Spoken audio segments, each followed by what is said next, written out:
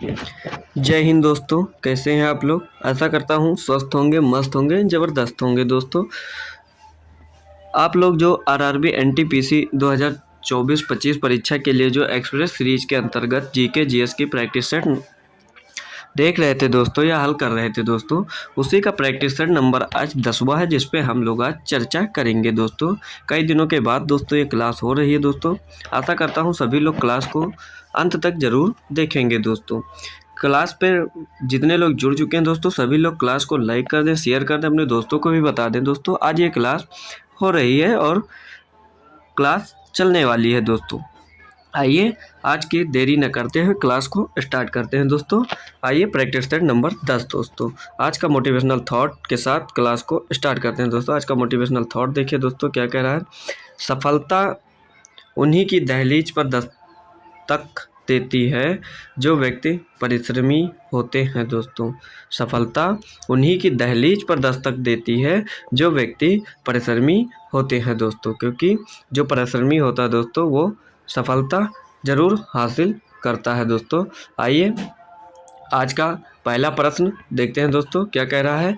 देखिए, पहला प्रश्न कह रहा है, दिए गए विकल्पों में से कौन सा काल अनुक्रमिक रूप से सही है।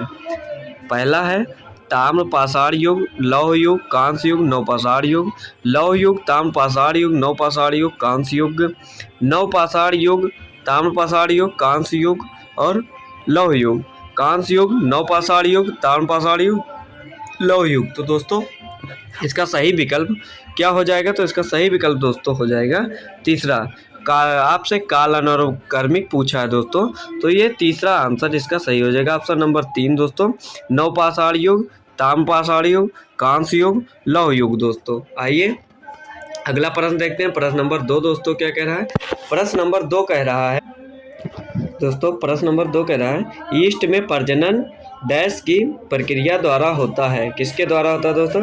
मुकुलन, विखंडन, बीजाणु निर्माण। तो दोस्तों, जो ईस्ट में प्रजनन की प्रक्रिया होती है वो होती है मुकुलन द्वारा। दोस्तों, ऑप्शन नंबर 1 बिल्कुल करेक्ट आंसर हो जाएगा। मुकुलन के द्वारा ईस्ट में प्रजनन की प्रक्रिया होती है। दोस्तों, ईस्ट कोशिका से निकलने वाले छोटे बल्ब जैसे भाग को मुकुल कहते हैं। दोस्तों, जो मुकुल होता है दोस्तों, ये ईस्ट कोशिका से निकलने वाले छोटे बल्ब जैसे भाग को मुकुल कहते हैं। मुकुल धीरे धीरे बढ़ता है और मूल कोशिका से अलग हो जाता है और एक नई ईस्ट कोशिका बनाता है, जैसे खंबीर, स्पंज और हाइड्रा। दोस्तों, ये इसके उदाहरण है। दोस्तों, आइए देख लीजिए दोस्तों, यहाँ पे भी लिखा हुआ दोस्तों, ईस्ट कोशिका से निकलने वाले छोटे बल्ब जैसे भाग को मुकुल कहते हैं। मुकुल धीरे धीरे बढ़ता है और मूल कोशिका से अलग हो जाता है और एक नई ईस्ट कोशिका बनाता है।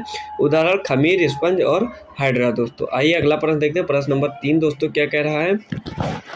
प्रश्न नंबर 3 दोस्तों क्या कह रहा है। प्रश्न नंबर 3 कह रहा है, क्रिप्स मिशन के संबंध में निम्नलिखित कथनों पर विचार कीजिए। इनमें इसने पहली बार धर्म के आधार पर भारत के विभाजन के सिद्धांत को स्वीकार किया।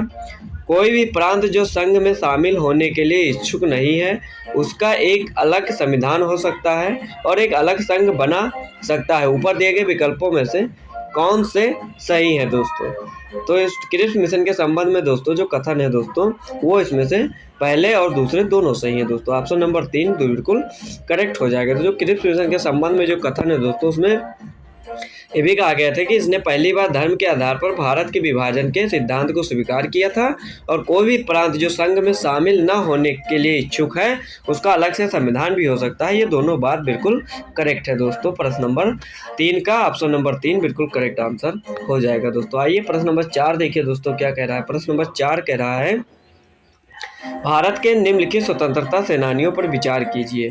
भारत के निम्नलिखित स्वतंत्रता सेनानियों पर विचार कीजिए। सुचेता कृपलानी, अरोड़ा आसिफ अली, जयप्रकाश नारायण। इनमें से कितने भारत छोड़ो आंदोलन के दौरान भूमिगत गतिविधि से जुड़े थे। दोस्तों, इनमें से ये दोस्तों यहाँ से मिस्टेक हो गया है। ये 3 दोस्तों आपके क्रांतिकारियों के नाम है। दोस्तों, फिर पूछ रहा है इसमें से इनमें से कितने भारत छोड़ो आंदोलन के दौरान भूमिगत गतिविधि से जुड़े थे। दोस्तों, तो इसका सही उत्तर हो जाएगा, क्या हो जाएगा दोस्तों, ऑप्शन नंबर 3 दोस्तों बिल्कुल करेक्ट आंसर हो जाएगा। दोस्तों, आइए अगला प्रश्न देखते हैं। प्रश्न नंबर 5 दोस्तों क्या कह रहा है। प्रश्न नंबर 5 क्या कह रहा है।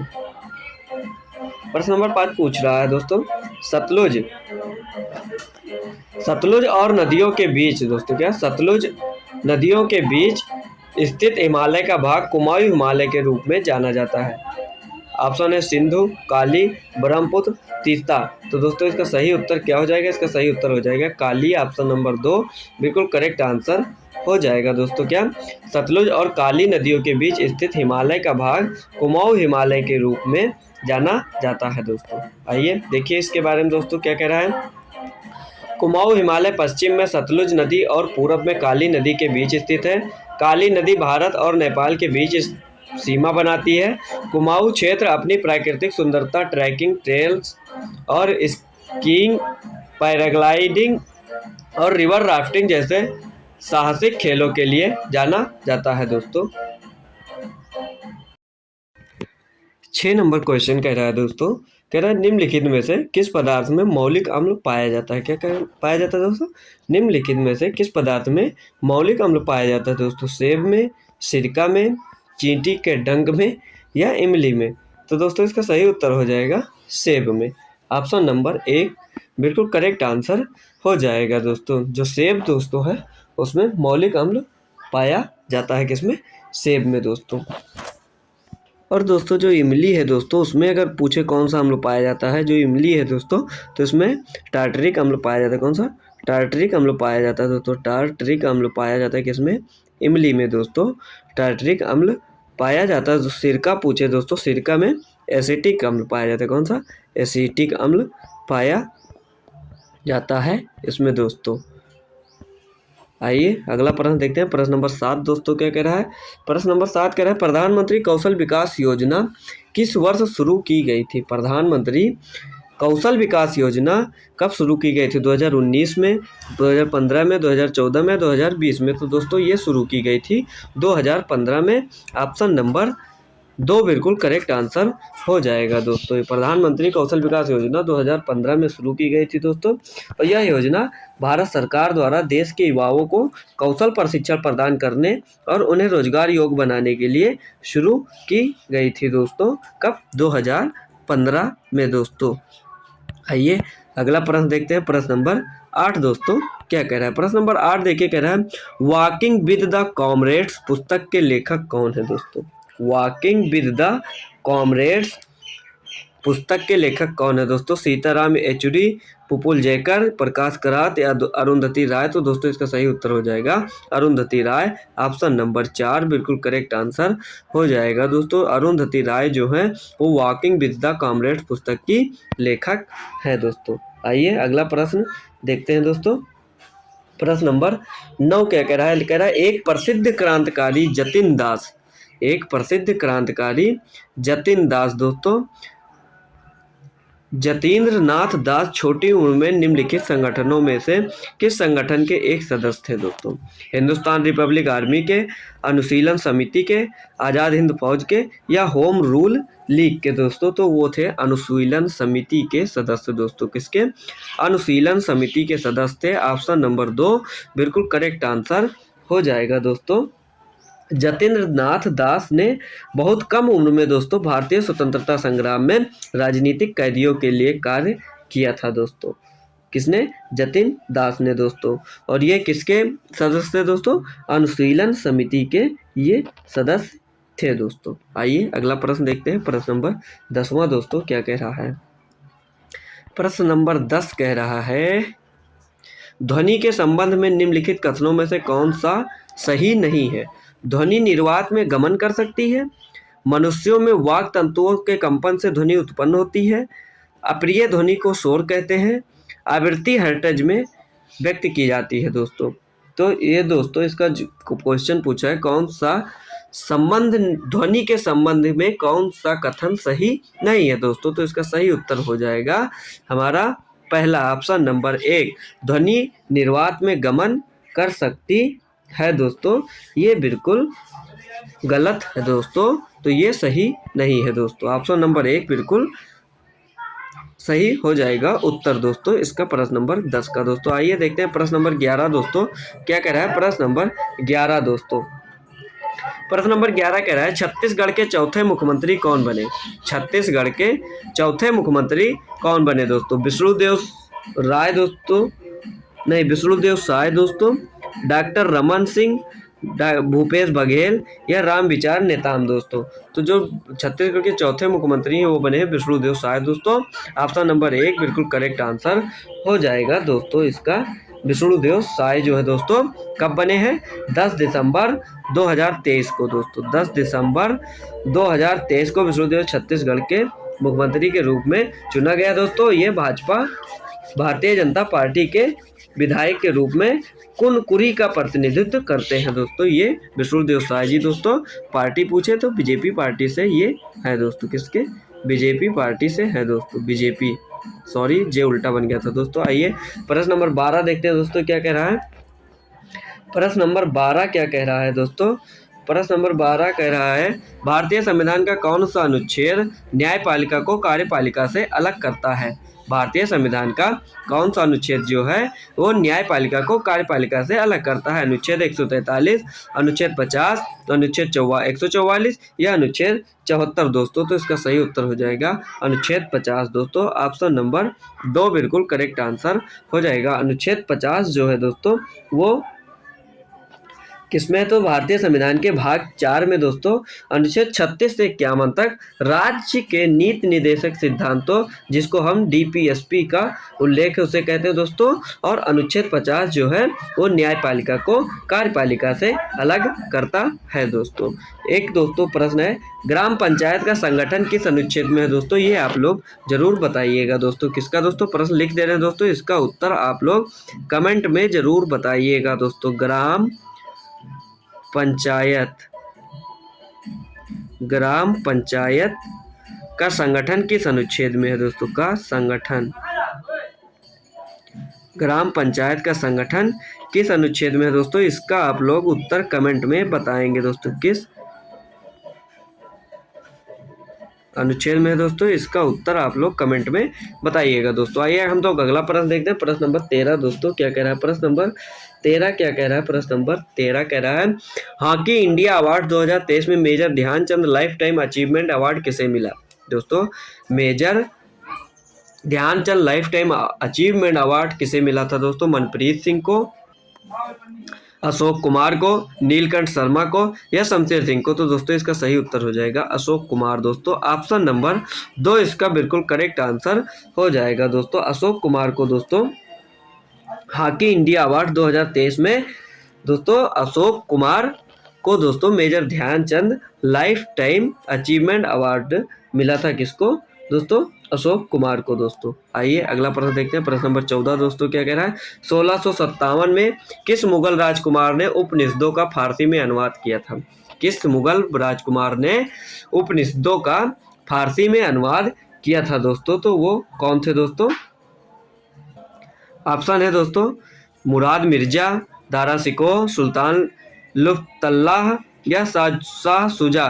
तो दोस्तों इसका सही उत्तर हो जाएगा दारा शिकोह। ऑप्शन नंबर 2 बिल्कुल करेक्ट आंसर हो जाएगा दोस्तों। 1657 में दोस्तों दारा शिकोह ने 50 उपनिषदों का संस्कृत से फारसी में अनुवाद किया ताकि उन्हें मुस्लिम विद्वान भी पढ़ सके दोस्तों। उनके अनुवाद को अक्सर सिर ए अकबर कहा जाता था। क्या कहा जाता था दोस्तों उनके अनुवाद को, नोट कर लीजिएगा दोस्तों। उनके अनुवाद को कहा जाता था सिर ए अकबर दोस्तों। क्या कहा जाता था, सिर ए अकबर दोस्तों। उनके अनुवाद को कहा जाता था। किसके अनुवाद को, दारा शिकोह के अनुवाद को दोस्तों। इसने दोस्तों 50 से ज़्यादा उपनिषदों का संस्कृत से फारसी में अनुवाद कराया था दोस्तों।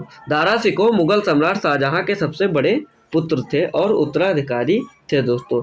इन्होंने इस्लाम और हिंदू धर्म के बीच एक सामान्य रहस्यमय भाषा खोजने की दिशा में बहुत प्रयास किया था। किसने दोस्तों, दारा शिकोह ने दोस्तों। यह पुस्तक दोस्तों जो उसने जो है बनारस के कुछ विद्वानों की मदद से उपनिषदों का अध्ययन करने के लिए प्रेरित किया दोस्तों। और इन्होंने दोस्तों ठीक दोस्तों, तो इसका सही उत्तर हो जाएगा, क्या हो जाएगा, दारा सिकोह, ऑप्शन नंबर 2 बिल्कुल करेक्ट हो जाएगा। आइए अगला प्रश्न देखते हैं, प्रश्न नंबर 15 देखिए दोस्तों क्या कह रहा है। प्रश्न नंबर 15 कह रहा है देसी प्रेस अधिनियम जो लॉर्ड लिटिन की वायसरायशिप के दौरान पारित किया गया था का मुख्य उद्देश्य क्या था दोस्तों। देसी प्रेस अधिनियम दोस्तों, वर्नाकुलर प्रेस एक्ट जो है दोस्तों, जो लॉर्ड लिटिन की वायसरायशिप के दौरान पारित किया गया था, उसका मुख्य उद्देश्य क्या था दोस्तों। ऑप्शन देख लीजिए दोस्तों। ऑप्शन कह रहा है लोगों के बीच देसी प्रेस को बढ़ावा देना, दूसरा है विदेशी प्रेस को ब्रिटिश नीतियों की आलोचना करने से रोकना, तीसरा है देसी प्रेस को ब्रिटिश नीतियों की आलोचना करने से रोकना, चौथा है ब्रिटिश नीतियों के बीच विदेशी प्रेस को बढ़ावा देना। तो दोस्तों इसका सही उत्तर क्या हो जाएगा, इसका सही उत्तर हो जाएगा ऑप्शन नंबर 3 दोस्तों, देसी प्रेस को ब्रिटिश नीतियों की आलोचना करने से रोकना। दोस्तों ये वर्नाकुलर प्रेस एक्ट का मुख्य उद्देश्य था दोस्तों, ऑप्शन नंबर 3 बिल्कुल करेक्ट आंसर हो जाएगा दोस्तों। आइए अगला प्रश्न देखते हैं, प्रश्न नंबर 16 क्या कह रहा है दोस्तों। प्रश्न नंबर 16 क्या कह रहा है, प्रश्न नंबर 16 क्या कह रहा है अमरकंटक श्रेणी से निकलने वाली नदियां निम्नलिखित में से किस प्रतिरूप का उदाहरण है दोस्तों। जालीनुमा का है, वृक्षाकार, अरीय है या अभिकेंद्री है दोस्तों। तो इसका सही उत्तर हो जाएगा, क्या हो जाएगा दोस्तों, अमरकंटक श्रेणी से निकलने वाली नदियां जो है दोस्तों वो अरीय प्रतिरूप का उदाहरण है, ऑप्शन नंबर 3 बिल्कुल करेक्ट आंसर हो जाएगा दोस्तों। किसका, अरीय दोस्तों प्रतिरूप का उदाहरण है दोस्तों। और ये जो है दोस्तों, ये जब नदियाँ एक पहाड़ी से निकलती हैं और सभी दिशाओं में बहती हैं तो इस प्रतिरूप को क्या कहते हैं, अरीय प्रतिरूप के जाना जाता है दोस्तों। जैसे अमरकंटक श्रेणी से निकलने वाली जो नदियाँ हैं दोस्तों वो अरीय प्रतिरूप का उदाहरण है दोस्तों। इसमें दोस्तों जो जाली नुमा दोस्तों कह रहा है, ऑप्शन आपका जाली नुमा आप लोग देख रहे होंगे दोस्तों, तो ये कौन सी दोस्तों किस प्रतिरूप का उदाहरण है दोस्तों, जाली नुमा। तो ये जब नदियाँ दोस्तों, जब नदियों की प्राथमिक सहायक नदियां एक दूसरे के समांतर बहती हैं और द्वितीयक सहायक नदियां उन्हें समकोण पर जोड़ती हैं दोस्तों, तो प्रतिरूप को जालीनुमा के रूप में जाना जाता है दोस्तों। अब बात करें दोस्तों, इसमें एक वृक्षाकार ऑप्शन भी देख लें। वृक्षाकार जो है दोस्तों, एक पेड़ की शाखाओं के सदृश जल निकासी प्रतिरूप को वृक्षाकार के रूप में जाना जाता है, जैसे उत्तरी मैदान की नदियां हैं दोस्तों। अब अभिकेंद्रीय नदियां जो है दोस्तों, ऑप्शन नंबर 4 दोस्तों कह रहा है अभिकेंद्रीय नदियां जो हैं, जब नदियां अपना जल सभी दिशाओं से किसी झील या अवसाद में छोड़ती हैं तो इस प्रतिरूप को हम अभिकेंद्री के रूप में जानते हैं दोस्तों। और अमरकंटक के श्रेणी से निकलने वाली नदियां जितनी भी हैं दोस्तों वो अरीय प्रतिरूप का उदाहरण है दोस्तों। आइए प्रश्न नंबर 17 दोस्तों देखते हैं क्या कह रहा है। प्रश्न नंबर 17 कह रहा है निम्नलिखित में से किस क्षेत्र में मौसमी बेरोजगारी की समस्या होती है, कृषि में, उद्योग में, सेवा क्षेत्र में या निर्यात में दोस्तों। इसका सही उत्तर हो जाएगा कृषि में दोस्तों मौसमी बेरोजगारी की समस्या होती है दोस्तों, ऑप्शन नंबर 1 बिल्कुल करेक्ट आंसर हो जाएगा दोस्तों। मौसमी बेरोजगारी दोस्तों वह बेरोजगारी है जो वर्ष में एक निश्चित मौसम के दौरान होती है दोस्तों, जैसे गैर फसल मौसम के दौरान किसानों की बेरोजगारी मौसमी बेरोजगारी का एक उदाहरण है दोस्तों, ऑप्शन नंबर 1 इसका बिल्कुल करेक्ट आंसर हो जाएगा दोस्तों। आइए प्रश्न नंबर 18 देखिए दोस्तों क्या कह रहा है। प्रश्न नंबर 18 कह रहा है, प्रश्न नंबर 18 कह रहा है भारत के सीएजी के बारे में निम्नलिखित में से कौन सा कथन सत्य है दोस्तों। उन्हें कार्यकाल की सुरक्षा प्रदान की जाती है और वह भविष्य में किसी पद के लिए पात्र नहीं होते हैं दोस्तों। तो इसका सही उत्तर क्या होगा दोस्तों, ऑप्शन दिया है केवल एक, केवल दूसरा, पहला और दूसरा दोनों, ना तो एक ना ही दूसरा। तो दोस्तों इसका सही उत्तर हो जाएगा जो ये दोनों स्टेटमेंट दिए हैं दोस्तों, ये दोनों के दोनों सही हैं दोस्तों। उन्हें कार्यकाल की सुरक्षा प्रदान की जाती है, वह भविष्य में किसी पद के लिए पात्र नहीं होते हैं दोस्तों। सीएजी के बारे में ये कथन जो है दो के दोनों दोस्तों सत्य है, ऑप्शन नंबर 3 इसका बिल्कुल करेक्ट आंसर हो जाएगा दोस्तों। आइए प्रश्न नंबर 19 देखते हैं दोस्तों क्या कह रहा है। प्रश्न नंबर 19 कह रहा है वित्त वर्ष 2024-25 के लिए नया औसत मनरेगा वेतन कितना निर्धारित किया गया है दोस्तों। क्या कह रहा है आपसे, मनरेगा वेतन कितना निर्धारित किया गया है दोस्तों 2024-25 के वित्त वर्ष में दोस्तों। 200 रुपये प्रतिदिन, 261 रुपये प्रतिदिन, 289 रुपये प्रतिदिन, 300 रुपये प्रतिदिन। तो दोस्तों इसका सही उत्तर हो जाएगा 289 रुपये प्रतिदिन दोस्तों। ये वित्त वर्ष 2024-25 के लिए नया औसत मनरेगा वेतन है दोस्तों, 289 रुपया प्रतिदिन दोस्तों, 289 रुपया प्रतिदिन दोस्तों। ऑप्शन नंबर 3 इसका बिल्कुल करेक्ट आंसर हो जाएगा दोस्तों। आइए 20वां प्रश्न देखते हैं क्या कह रहा है। प्रश्न नंबर 20 दोस्तों कह रहा है, निम्नलिखित में से कौन सा नृत्य मुख्य रूप से भारतीय राज्य उड़ीसा में नहीं किया जाता है? नहीं किया जाता है दोस्तों, पूछा है दोस्तों इसमें से निम्नलिखित में से कौन सा नृत्य मुख्य रूप से भारतीय राज्य उड़ीसा में नहीं किया जाता है? पाइका, घुमरा, धप, भवी। तो दोस्तों इसका सही उत्तर हो जाएगा, जो उड़ीसा राज्य में नहीं किया जाता है वो है भवी दोस्तों। ऑप्शन नंबर 4 बिल्कुल करेक्ट आंसर हो जाएगा दोस्तों। तो ये कहाँ का है दोस्तों? ये गुजरात का पारंपरिक लोक नृत्य है दोस्तों। कहाँ का? भवी दोस्तों, ये है गुजरात का दोस्तों। ऑप्शन नंबर 4 बिल्कुल करेक्ट आंसर हो जाएगा दोस्तों। आइए अगला प्रश्न देखते हैं। प्रश्न नंबर 21 दोस्तों क्या कह रहा है?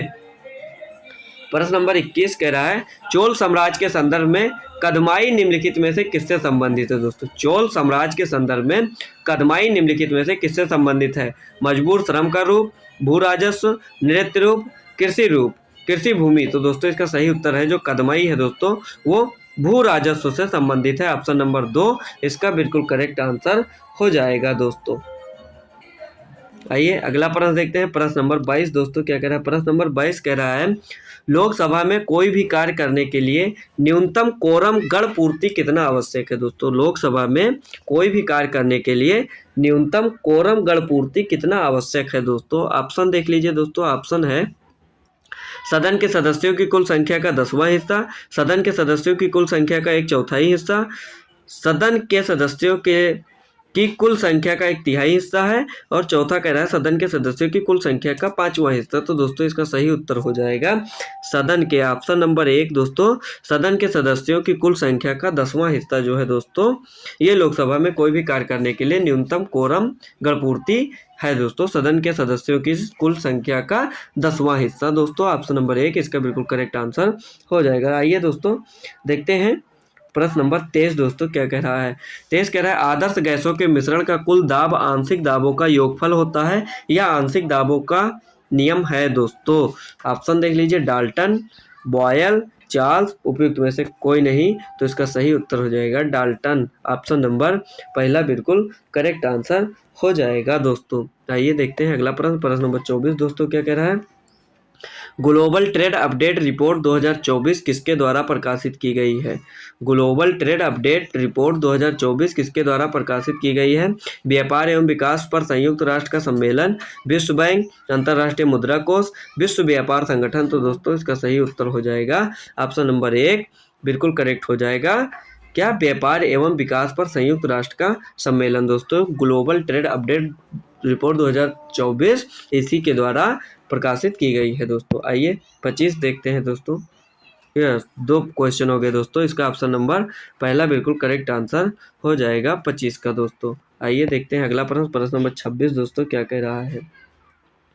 कह रहा है, भारतीय संविधान के अनुच्छेद 30 में किन अल्पसंख्यकों का उल्लेख किया गया? भारतीय संविधान के अनुच्छेद 30 में किन अल्पसंख्यकों का उल्लेख किया गया है? ऑप्शन देख लीजिए दोस्तों। ऑप्शन कह रहा है भाषाई और धार्मिक, धार्मिक सांस्कृतिक और भाषाई, सांस्कृतिक और भाषाई, या धार्मिक और सांस्कृतिक। तो दोस्तों इसका सही उत्तर हो जाएगा ऑप्शन नंबर पहला दोस्तों, ऑप्शन नंबर भाषाई और धार्मिक दोस्तों। अनुच्छेद 30 में अल्पसंख्यकों का भाषाई और धार्मिक का उल्लेख किया गया है दोस्तों। आइए अगला प्रश्न देखते हैं। प्रश्न नंबर 27 दोस्तों का कह रहा है, कोशिका झिल्ली के चारों ओर एक अतिरिक्त झिल्ली होने के कारण पादप कोशिकाएं जंतु कोशिकाओं से भिन्न होती हैं। इस झिल्ली को डैश कहा जाता है? कोशिका द्रव्य, रिक्तियां, कोशिका भित्ति, या हरित लवक दोस्तों। तो इसका सही उत्तर हो जाएगा कोशिका भित्ति। ऑप्शन नंबर 3 बिल्कुल करेक्ट आंसर हो जाएगा दोस्तों।